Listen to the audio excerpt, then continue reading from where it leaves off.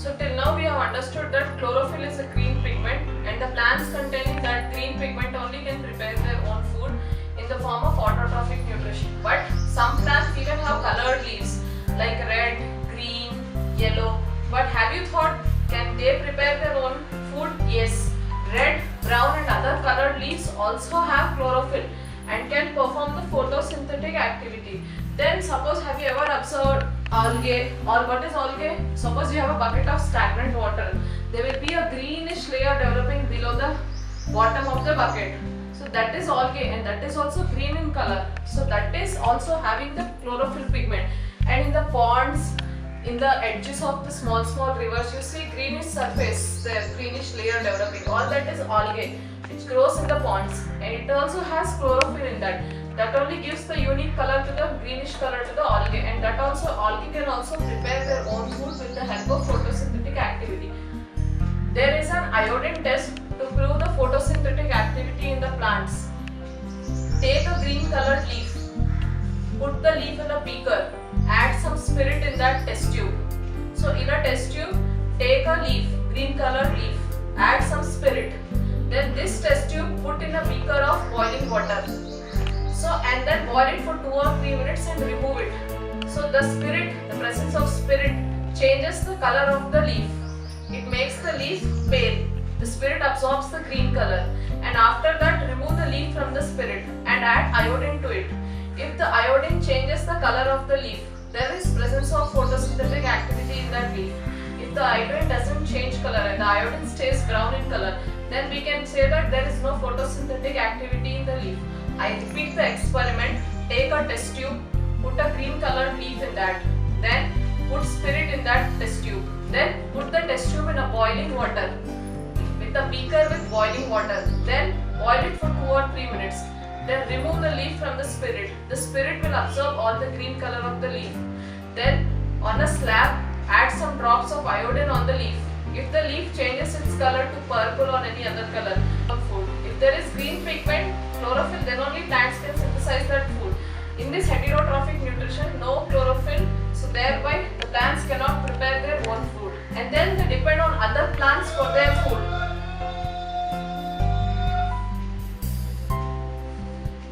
So they depend on other food produced. So they depend on the food produced by the other plants. So in heterotrophic nutrition, there is no chlorophyll and the plants cannot synthesize their own food. And then they depend on food produced by the other plants for the nutrition purpose. For example, we can tell Kaskata. Kaskata is Amar Bale in Hindi. It grows as a climber, like a spring-like structure on other tree. And on that other tree,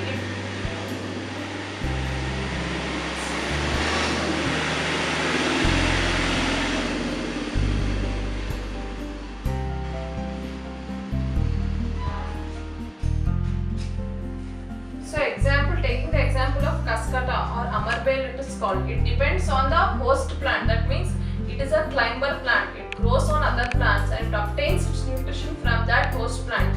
So here the Kaskata plant is known as the parasitic plant, and the plant on which it grows is known as the host plant. So it derives all its nutrients and food from that host plant. When this plant is taking the food from the host plant, definitely the host plant will get deprived of some of its nutrients, because the Kaskata is taking half of its nutrients. So here Kaskata is known as the parasitic plant and the plant on which Kaskata is growing is known as the host plant. So this is heterotrophic nutrition, depending on other plant for this nutrition. And this parasite and host relationship indicates the parasitic nutrition.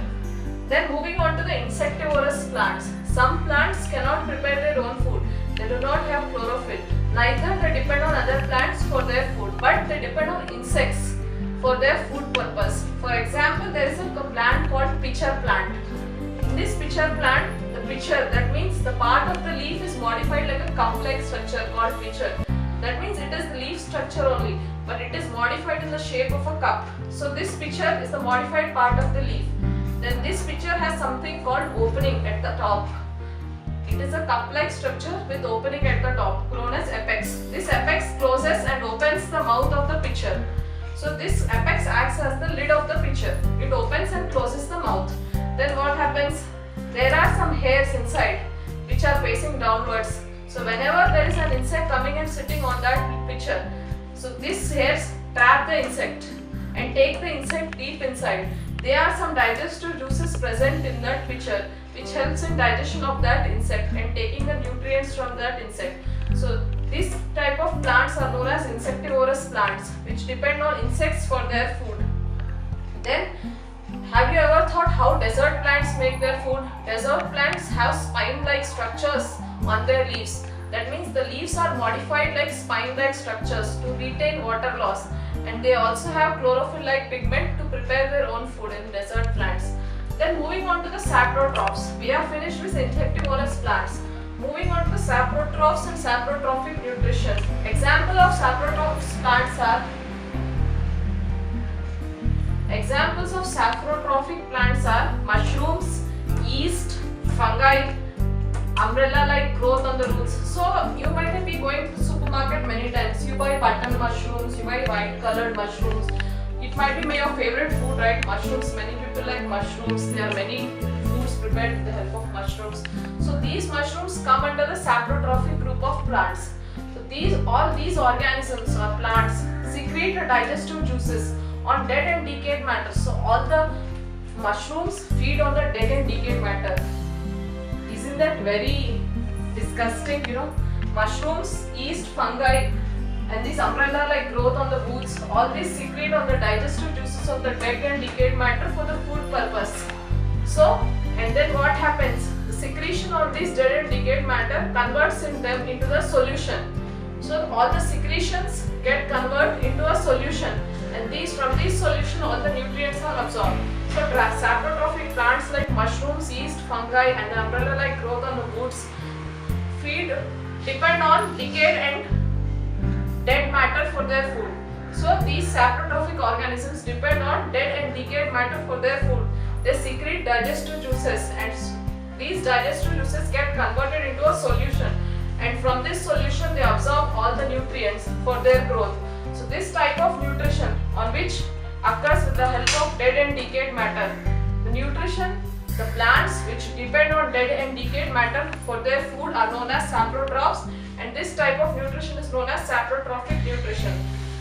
Then have you ever wondered, if you take a bread and if you wet it and keep it outside on a table for 3 or 4 days, you observe some growth on it, greenish, brownish, white colored growth. So if you observe that growth under a microscope, you always see hairish like structures. Those are nothing but fungi. So these fungal species grow on leathers, pickles and breads. Sometimes in the rainy weather, on your leather shoes also you get fungal growth. On the pickles, if there is no proper preservatives, less salt, less oil, there is a fungal growth, whitish, greenish growth. So all these are known as fungal growth, and these fungi are known as saprotrophs, and they depend on other dead and decaying matter for their food purpose. And have you ever wondered how does fungi come from? How does this growth start? So these fungal spores are present in the air around us. Whenever they fall on a wet or a warm surface, they germinate and they start growing. So that is how fungus grows on any other organism. And this is about saprotrophs, and this is saprotrophic nutrition. Moving on from the types of nutrition, we have something known as symbiotic relationship. What is symbiotic relationship? The organisms live together. Any organisms, two different organisms live together, share shelter and nutrients. So two more types of organisms, any two plants or any two living organisms live together and share shelter and nutrients. That means they share shelter and food both. So what are the examples? Taking the example of fungi. Some types of fungi grow in the roots of the trees. So what they do, they take the nutrients from these trees, and in return they helps the tree in absorption of the water and nutrients from the soil.